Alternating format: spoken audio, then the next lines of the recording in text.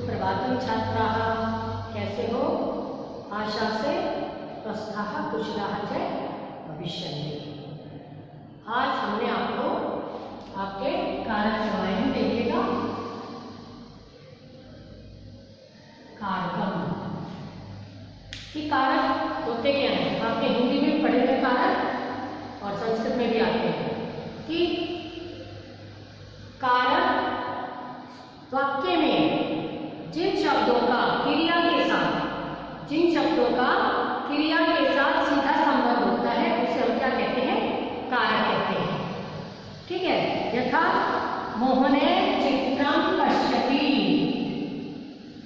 मोहने चित्रम पश्यति, मोहन चित्र देखता है।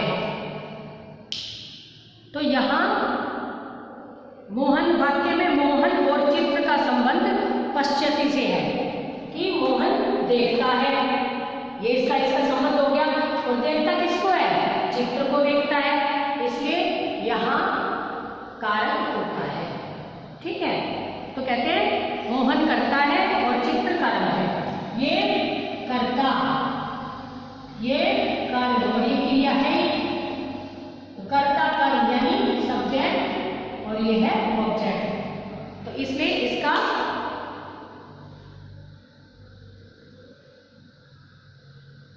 क्रिया जनकत्वम कारकम, क्रिया जनकत्वम कारकम कि कारक जो क्रिया के जनक है, जो क्रिया के जनक है उनको ही कारक कहा जाता है। कि क्रिया के जनक को यानी क्रिया के जनक में पिता को कारक कहा जाता है।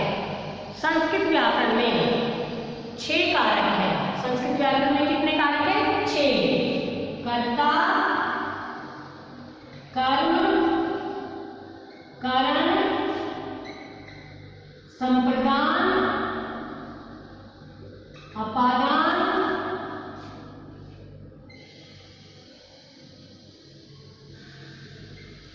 अधिकरण। कर्ता, कर्म, कारण, संप्रदान, अपादान और अधिकरण।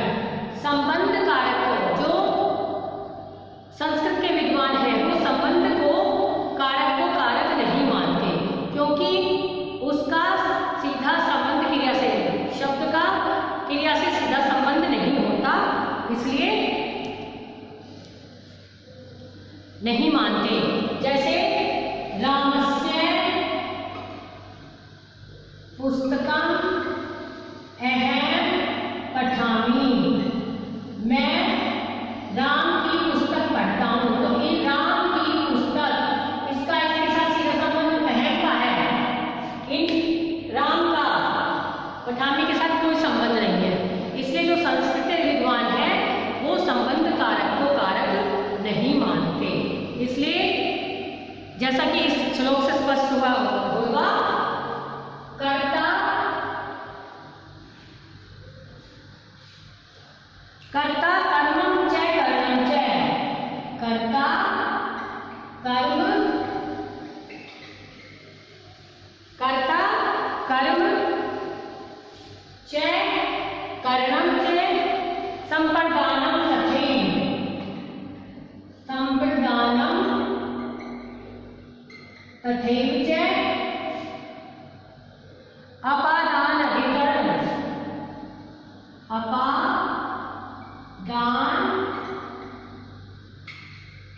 अधिकरण, अधिकरण नित्याहु,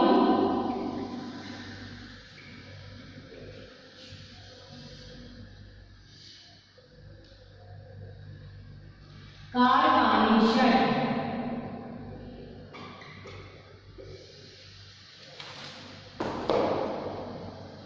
कारकानि षट् कि कर्ता कर्म च कर्णम च संप्रदानम तथैव च अपादान अधिकरण कर्मित्याहु कारकानि षट् कि कर्ता कर्म करण और वैसे ही संप्रदान अपादान और अधिकरण इनको ही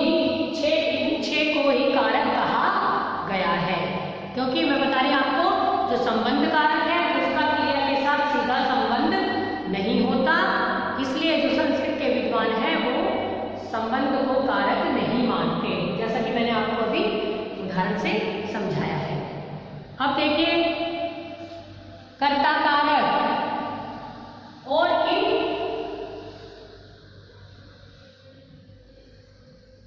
जो कारक है इन कारकों को स्पष्ट करने के लिए जो कारक विभक्ति होती है इन कारकों को प्रकट करने के लिए कारक विभक्ति होती है। प्रथमा विभक्ति, द्वितीय विभक्ति, तृतीय विभक्ति, चतुर्थी विभक्ति, पंचमी, षष्ठी, सप्तमी और संबोधन।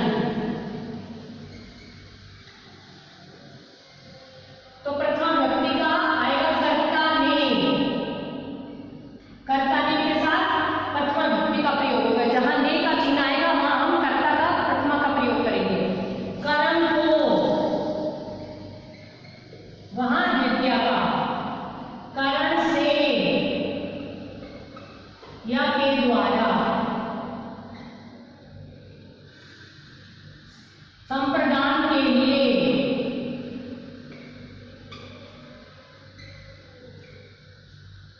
अपादान से अलग होना,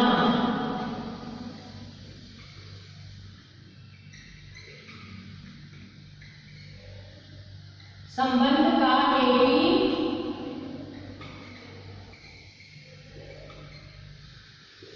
रादेवी, अधिकरण में पर, अधिकरण में पर, संबोधन के परे,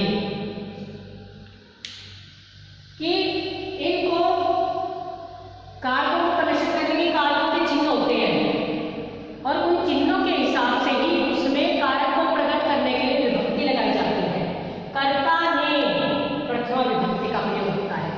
कर्म को, अगर को आ जाए हम कितना बड़ा भी वाक्य संस्कृत में बना सकते हैं यदि हमें वो चिन्ह याद है और कोई रूप याद है कुछ, ठीक है ना, तो हम उसे बना सकते हैं इन कारकों के अनुसार। तो द्वितीय का कर्म को द्वितीय विभक्ति का प्रयोग होगा, कारण से या के द्वारा में तृतीय विभक्ति का प्रयोग होगा।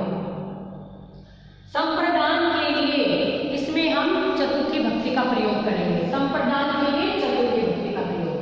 अपादान से अलग होना, इसमें हम करेंगे पंचमी का प्रयोग, ठीक है। संबंध का तेगी रारेगी, इसमें हम करेंगे षष्ठी विभक्ति का प्रयोग।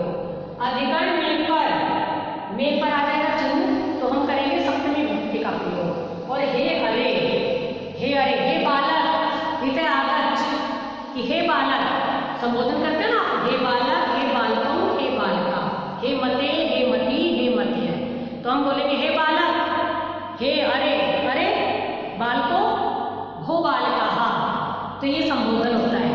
जो इसको पुकारते हैं, किसी को पुकारने के अर्थ में उन्हें हम संबोधन का प्रयोग किया जाता है। तो ये आपके इनमें कारक और कारक विभक्ति कारक चिन्ह है, उनके अनुसार कारक विभक्ति भी होती है, जो ये है आपके रूप में आती है प्रथमा, द्वितीय, तृतीय, चतुर्थी, पंचमी, षष्ठी, सप्तमी और संबोधन। इसके अतिरिक्त कुछ उपपद विभक्ति भी होती है, इसके अतिरिक्त कुछ उपपद विभक्ति होती है। कुछ शब्द उपपद विभक्ति, कुछ शब्द ऐसे होते हैं जिनके योग में किसी विशेष विभक्ति का प्रयोग किया जाता है, वहां कोई भी कारक के चिन्ह काम नहीं आते, सिर्फ क्या आता है कुछ उपपद, कुछ शब्द ऐसे होते हैं जिनके लिए हम उपपद विभक्ति का प्रयोग, विशेष विभक्ति का प्रयोग करते हैं। कुछ शब्द होते हैं ऐसे जिन्हें उपपद विभक्ति कहते हैं।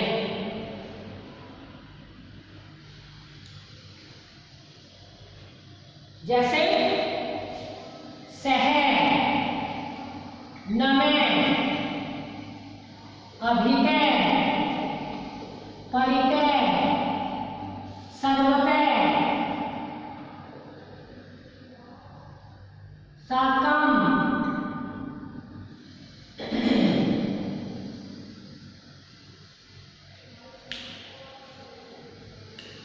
स्वाहा, स्वधा। कुछ शब्द ऐसे होते हैं जिनके योग में हम विशेष विभक्ति का प्रयोग करते हैं, वहां चिन्ह के अनुसार हम विभक्ति नहीं लगा सकते। यथा देखो, वह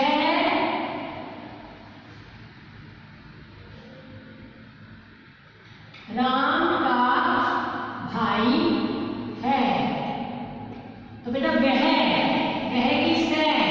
राम का भाई। यहाँ संबंध कारक है, तो संबंध में षष्ठी का प्रयोग किया जाता है। राम की षष्ठी होती रामस्य भ्राता अस्ति। हम सीधा कर देंगे ये, ठीक है। लेकिन अगर हम काके की ओर ध्यान दें, जैसे देखो, गांव के दोनों ओर वृक्ष हैं। अब यहां भी क्या आ गया? काके की षष्ठी विभक्ति का प्रयोग। लेकिन यहाँ दोनों ओर की संस्कृत होती है अभितः या उभयतः, अभितः या उभयतः। यहाँ लगाते हैं हम द्वितीय का प्रयोग होता है। ग्रामम उभयतः वृक्षाः सन्ति। तो यहाँ किसका प्रयोग होगा? देखो, स के योग में अभितः, परितः, सर्वतः, इनके योग में द्वितीय भक्ति का प्रयोग होता है। साकम तृतीय भक्ति का प्रयोग होगा। स में भी तृतीय का प्रयोग, स्वाहा स्वधा चतुर्थी का प्रयोग। तो यहाँ अभितः उभयतः, ये एक ऐसा शब्द है, इसे उपपद विभक्ति बोलते हैं। इसे क्या बोलेंगे? उपपद विभक्ति। क्योंकि जहां चिन्हों के अनुसार हम विभक्ति नहीं लगाएंगे, किसी विशेष शब्द के अनुसार विभक्ति लगेगी। तो यहाँ उभयतः अभितः के अनुसार ग्रामम आएगा, यहाँ ग्रामस्य नहीं आएगा। ठीक है बेटा, आगे और देखिए।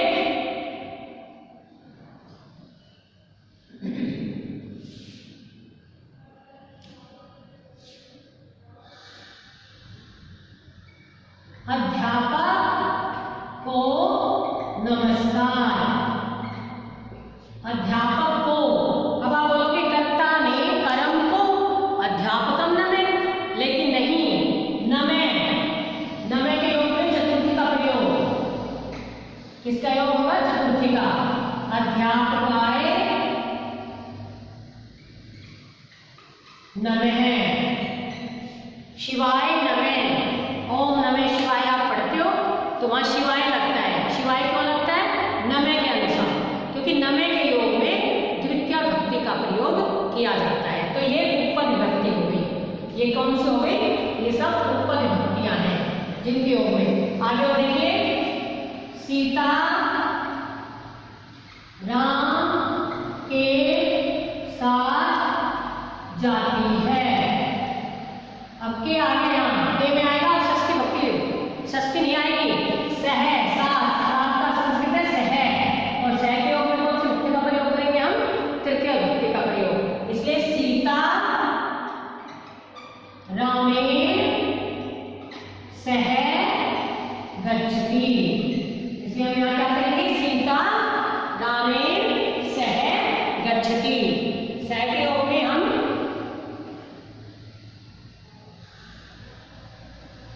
सह के योग में हम तृतीय का प्रयोग करेंगे, ये ध्यान रखना है आपको। आगे और देखिए,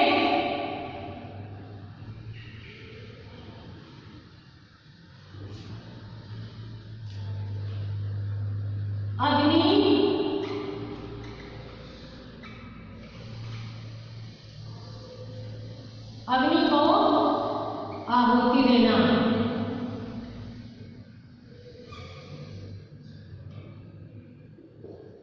अग्नये, अग्नये स्वाहा। अग्नि को आहुति देना तो अग्नये स्वाहा, क्योंकि यहाँ अग्नये अग्नि शब्द है। अग्नि शब्द कवि, कवि का रूप कवे, मुनि का मुने, आपने सेवंथ में याद किया मुनि का रूप, मुनि की चतुर्थी मुने। तो अग्नि को आहुति देना तो स्वाहा, इसके योग में हमने चतुर्थी का प्रयोग किया है। स्वाहा के योग में चतुर्थी का प्रयोग होता है। पितृभ्य स्वधा, पितरों को आहुति देना, पितृभ्य स्वधा, पितरों को आहुति देना। तो जिसको आहुति दी जा रही है चतुर्थी भक्ति का, वहां हम प्रयोग करते हैं। ठीक है।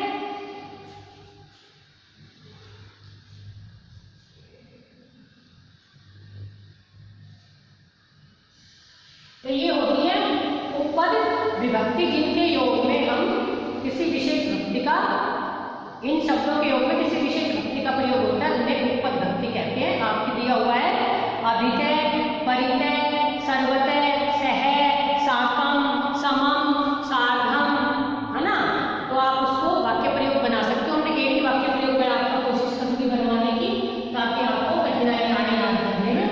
ठीक है। अब होता है कर्ता कारक।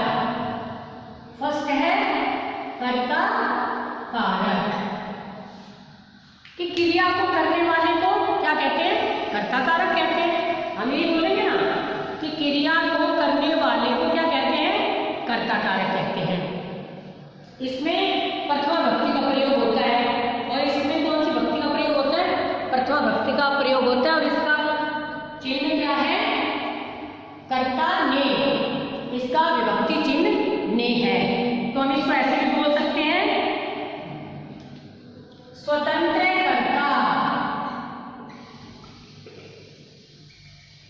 स्वतंत्र कर्ता, कि कर्ता स्वतंत्र होता है अपना कार्य करने के लिए, है ना। तो स्वतंत्र कर्ता, इसके योग में प्रथमा विभक्ति का प्रयोग किया जाता है।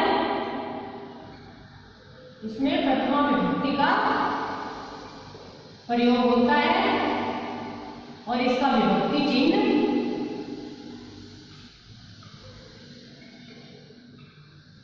ने है।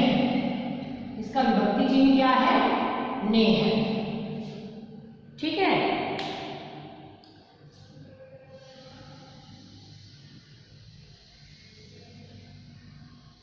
अब आपका कर्ता कारक, कर्ता कारक कहाँ कहाँ प्रयोग होता है? प्रतिपादिक का अर्थ बताने में, प्रतिपादिक अर्थ में कि किसी पद का उच्चारण करने पर जिस अर्थ की नीति उपस्थित होती है।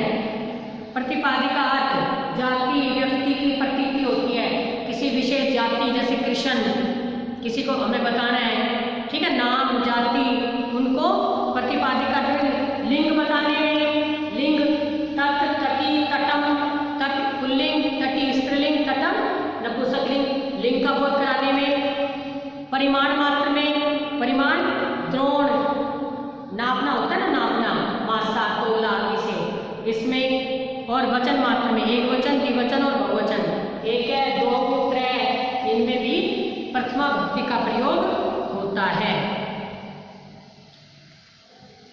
अब उदाहरण देखो, पर्याप्त एक तीर्थ स्थान है, पर्याप्त एक तीर्थ स्थान है, लिख देंगे पर्याप्त एकांत तीर्थ स्थानम अस्ति,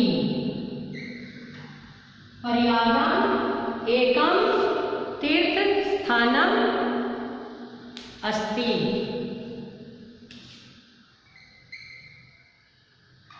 पर्याय एकम तीर्थम तीर्थ स्थानम अस्ति।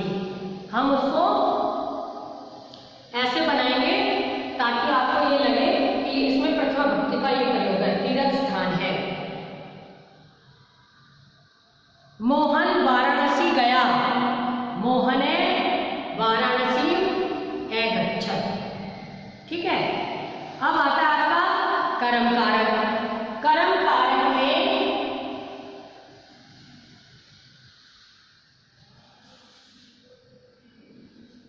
सेकंड है आपका कर्म कारक। वाक्य में कर्ता, वाक्य में कर्ता जिसको सबसे अधिक चाहता है, कि कर्ता जिसको वाक्य में सबसे अधिक चाहता है उसे कर्म कारक कहते हैं। देखिए, माता ओदनम पचती, रामे फलम खाती। और इसको कर्पूरी विपसितम कर्म।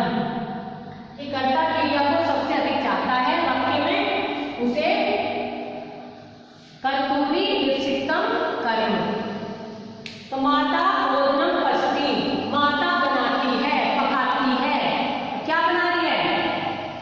ओदनम, इसलिए यहां चाहना माता का ये हो गया। राम है फलम खाती, राम क्या कर रहा है? राम फल खा रहा है, इसलिए राम खाता है। लेकिन क्या खाता है? फल, इसलिए ये यहाँ कर्म हो गया। ठीक है, कि राम है फलम खाती, राम क्या खा रहा है? फल खा रहा है। और माता ओदनम पचती, माता भोजन पकाती है। ये आपके आपने दो कारक करवाए हैं। और एक बार आपको मैं बता देती हूँ, कर्ता ने, देखो, दशरथ के पुत्र राम ने सीता के लिए अयोध्या से आकर, सीता के लिए अयोध्या से आकर रावण को लंका में बाण से मारा। ये आपको समझाने हेतु जो कारक चिन्ह बताए थे मैंने, उसके कारण देखो, दशरथ के पुत्र, यहां संबंध कारक आ जाएगा, संबंध में षष्ठी का प्रयोग। अब दशरथ की राम की तरह चलेगी, रामस्य दशरथस्य, दशरथस्य पुत्र रामे, राम ने, यहाँ पे भक्ति प्रथमा भक्ति आ जाएगी, यहाँ प्रथमा भक्ति। राम ने सीता के लिए, कर्ता ने कर्म को करण से संप्रदान के लिए, तो सीता बालिका की तरह चलिए, सीतायै, सीता के लिए अयोध्या से आकर, अयोध्या से आकर हो रहे, इसलिए आ जाएगा सप्तपंची भक्ति अयोध्याया।